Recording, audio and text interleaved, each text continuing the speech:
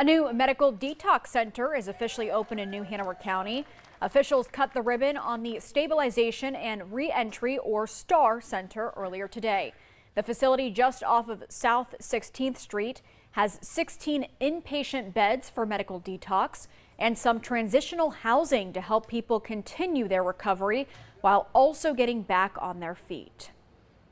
For individuals that are being released from incarceration, most often individuals have higher rates of substance use disorder compared to the general population. Individuals have higher rates of homelessness compared to the general population. So the STAR Center is their foundation. Link, which is a nonprofit that supports people getting out of prison, is going to help run that facility.